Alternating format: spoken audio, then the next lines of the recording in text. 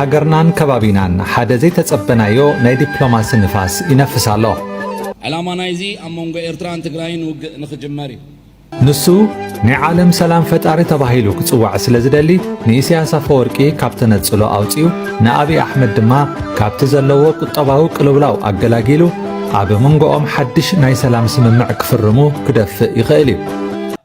ወይ ሞት ወይ ዓወት ሞትን ዓወትን ዘለዎ ኣብ መድረኽ ኣላ ሞት ዘላታ መድረኽ ከዓላ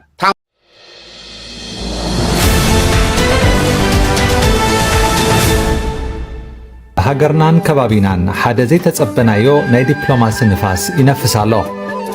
ካብዘን ዝሓለፈ ሒደት ሳምንታት ንድሓር ዞባ ቀርኒ ኣፍሪቃ ብፍላይ ድማ ዝምድና ኤርትራን ኢትዮጵያን ዳግማይ ንኣቓልቦ ዓለም ለኻዊ ፖለቲካ ስሒቡሎ። እቲ እገዳታት ኤርትራ ክለዓሉ እዮም ዝብል ወረ ከም ተራ ወረ ጥራሕ ዘይኮነስ ብዓበይቲ ማዕከናት ዜና ከም በዓል ሮይተርስ ተደገፈ ምንባሩ ኸዓ ርጥበት ናይቲ ሓበሬታ ዘመስከረ ነይሩ። ኣሜሪካ ኣብ ልዕሊ ኢትዮጵያ ዝነበረ ናይ ኣጽዋር እገዳ ቀዲማ ክትልዕሎን ከላ እቲ ኣብ ልዕሊ ኤርትራ ዘሎ ካልእ እገዳ ግን ገና ኣብ ቦትኡ ምጽንሑ ዋሽንተን ነቲ ዞባዊ ፖለቲካዊ ጸወታ ብደረጃታት ክትሕዞ ከም ዝደለየት ዘመላኽት እዩ። ይኹን እምበር እቲ ብድሕሪ መጋረጃ ዝካየድ ዘሎ ናይ ምስጢር ዲፕሎማሲ ካብቲ ንሕና ኣብ ማሕበራዊ መራኸቢታት ንሪኦ ንላዕሊ ዝተሓላለኸን ንመጻእቲ ዞባ ዝቕይርን ይመስል። ቀዳማይ እቲ ምስጢራዊ ርክባትን ግደ ምምሕዳር ትራምፕን ምምሕዳር ዶናልድ ትራምፕ ናብ ስልጣን ካብ ዝመጽእ ፖሊሲ ኣሜሪካ ኣብ ቀርኒ ኣፍሪቃ ካብቲ ናይ ቀደም ሞራላዊ ጸቕጢ ናብ ረብሓ ዘለዎ ስምምዓት ተቐይሩሎ። እቲ ኣብ መንጎ ጊደዎን ጢሞቴዎስን ማርክ ሩቢዮን ዝተገብረ ርክብ ኢትዮጵያ ምስ ሓድሽ ምምሕዳር ዋሽንተን ዘለዋ ዝምድና ንምሕዳስ ድልውቲ ከም ዘላ ዘርኢ እዩ። ብመሰረት ሓድሽ ፖሊሲ ኣሜሪካ ኤርትራውን ኣካል ናይቲ ምስ ኣሜሪካ ክዓቢ ዝድለ ዘሎ ዲፕሎማስያዊ ዝምድና እያ።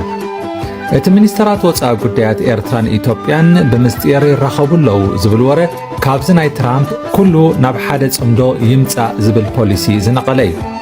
ትራምፕ ንውልቃዊ ዝንኡን ታሪኹን ክብል ከምቲ ንመራሕቲ ሩዋንዳን ኮንጎን ወይ ፓኪስታንን ህንድን ንምሽምጋል ዘርአየ ድሌት ሕጂ እውን ኣብ ቀርኒ ኣፍሪቃ ክደግሞ ይኽእል እዩ። ንሱ ናይ ዓለም ሰላም ፈጣሪ ተባሂሉ ክጽዋዕ ስለ ዝደሊ ንኢሳያስ አፈወርቂ ካብ ተነጽሎ ኣውፂኡ ንኣብይ ኣሕመድ ድማ ካብቲ ዘለዎ ቁጠባዊ ቅልውላው ኣገላጊሉ ኣብ መንጎኦም ሓድሽ ናይ ሰላም ስምምዕ ክፍርሙ ክደፍእ ይኽእል እዩ። ካልኣይ ጂኦፖለቲካዊ ጸቕጢ ሃገራት ወሽመጥን ቁጠባዊ ረቑሕን ስዑድ ዓረብን ሕቡራት ኢማራት ዓረብን ንኤርትራን ኢትዮጵያን ዝምውላን ፖለቲካዊ ደገፍ ዝህባን ዝነበራ ቀንዲ ተዋሳእቲ እየን። ይኹን እምበር ሕጂ ኩነታት ተቐይሩ ኣሎ። ስዑድ ዓረብ ኣብቲ ራእይ 2030 ዝተሰሚዕ ዓብዪ ቁጠባዊ ለውጢ ተጸሚዳ ስለ ዘላ ኣብ ቀርኒ ኣፍሪቃ ዝካየድ ኩናት ወይ ዕግርግር ኣይጠቕማን እዩ። ኢማራት እውን ብወገና ኣብ ሱዳንን የመንን ዘለዋ ኢድ ካብቲ ዝነበረ ዝያዳ ዝተሓላለኸ ኮይኑዋ ኣሎ። ስለዚ እዘን ሃገራት ንኢትዮጵያን ኤርትራን ተዓረቓ ዝብል መልእኽቲ ጥራይ ዘይኮነ ቁጠባዊ ጸቕጢ እውን ይሕድር ኣለዋ። ኤርትራን ኢትዮጵያን ካብዘን ሃገራት ዝረኽብኦ ዝነበረ ሓገዝ ክቕጽል እንተኾይኑ ሰላም ክፈጥራ ተገዲደን ኣለዋ። እዚ ናይ ግድን ዕርቂ ድማ እዩ ነቲ ፖለቲካዊ ሃዋሁ ዘጋድዶ ዘሎ። ስዑድ ዓረብን ኢማራት ዓረብን በቲ ኣብ ወሽመጥ ዓረብን መጻበቦ ሕርሙዝን ምስ ኣሜሪካን እስራኤልን ከምኡውን ኢራን ተፈጢሩ ዘሎ ዕግርግር ብኸቢድ ተጸልየን ካብቲ ናይ ኤርትራን ኢትዮጵያን ዝዓቢ ካልእ ውሽጣዊ ውራያትን ዓጢጥወን ኣሎ። ስለዚ እቲ ዝሕሰብ ዝነበረ ኩናት ብቐሊሉ መዋሊ ክረክብ ኣይክእልን እዩ ማለት እዩ። ሳልሳይ ሕቶ ኣፍ ደገ ባሕሪ እቲ ዘይጠፍእ ባርዕ እቲ ዝዓበየ ዕንቅፋት ሕቶ ኣፍ ደገ ባሕሪ እዩ። ኣብይ ኣሕመድ ቅድሚ ሒደት መዓልታት ምስ ፕረዚደንት ፈረንሳ ኢማኑኤል ማክሮን ኣብ ዝተረኸበሉ እዋን እዚ ሕቶ እዚ ዳግማይ ብምልዓሉ ንስርዓት ግደፍ ከም ብድሆ እዩ ተወሲዱ። ኣብይ ኣሕመድ ነዚ ሕቶ እዚ ብቐሊሉ ክሓድጎ ኣይክእልን እዩ። ምክንያቱ እቲ ሕቶ ምስ ህልውና ፖለቲካዊ ስልጣኑን ምስቲ ኣብ ውሽጢ ኢትዮጵያ ዘሎ ብሄራዊ ስምዒትን ዝተኣሳሰር እዩ። ብኣንጻሩ ኤርትራ ንልኡላውነታ ከም ቀይሕ መስመር ስለ እትሪኦ እዚ ሕቶ እዚ ኣብ መንጎቲ ዝካየድ ዘሎ ናይ ዕርቂ ወረ ከም ግዝያዊ ቦምባ ኮይኑ ይቕጽል ኣሎ።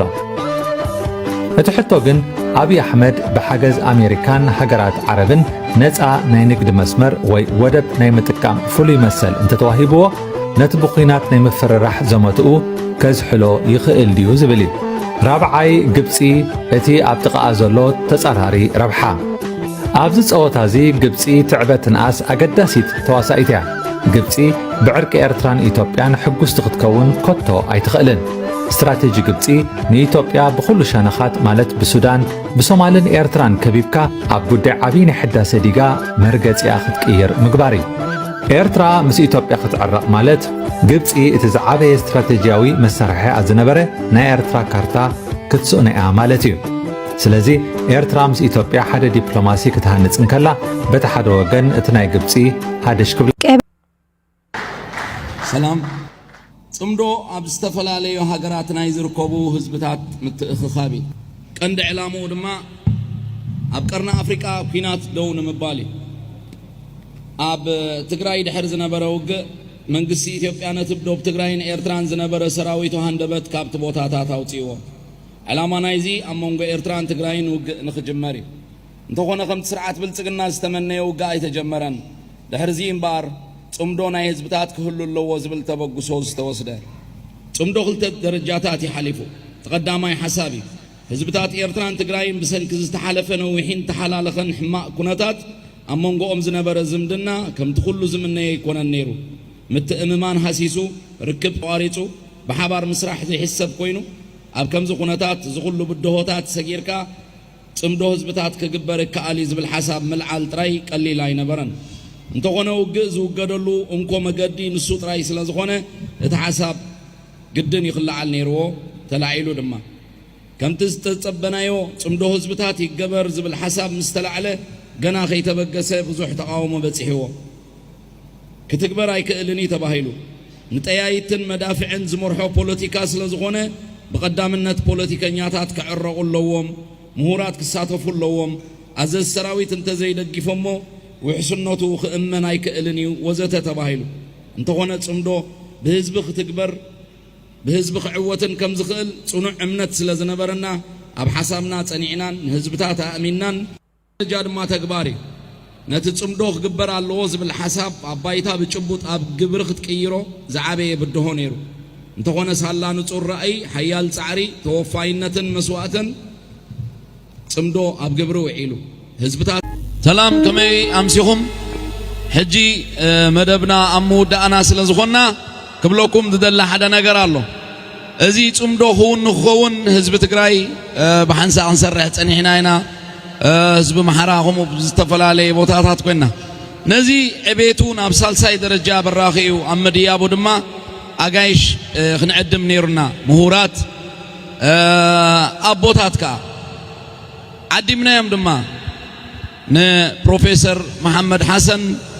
ንክቡር አቶ አንዳርጋቸው ጽጌ ንክቡር አቶ ኒካው ኦቻላ ንክቡር አቶ ዓብድራህማን ማህዲ ዓዲምናዮም ነዚ ጽምዶ ክትባርኹልና ናብ ሳልሳይ ደረጃ ድማ ከተዕርጉልና ናብ ዩናይትድ ኔሽንስ ናብ ዝምልከቶም ኣካላት ድምፅና ከተስምዑልና ኢልና ዓዲምናዮም ስድሮኦም ገዲፎም ስርሖም ገዲፎም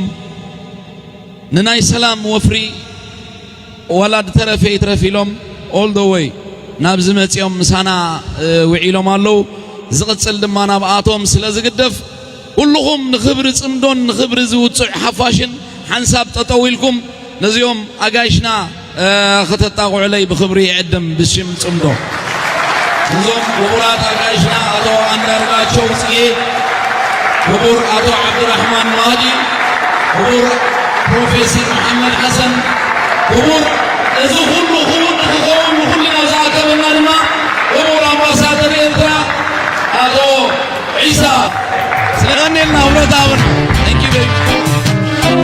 يا عقد المرمر يا وهج الثورة حبي أبدا مكتوب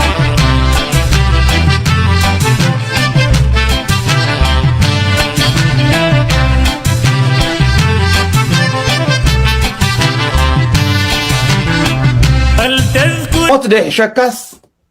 ويموت ويعوت زلو أمدرخ تحت كوساكويا ويموت ويعوت موتن عوتن زلو أمدرخ الله موت زلات أمدرخ على تا موت زلات أمدرخ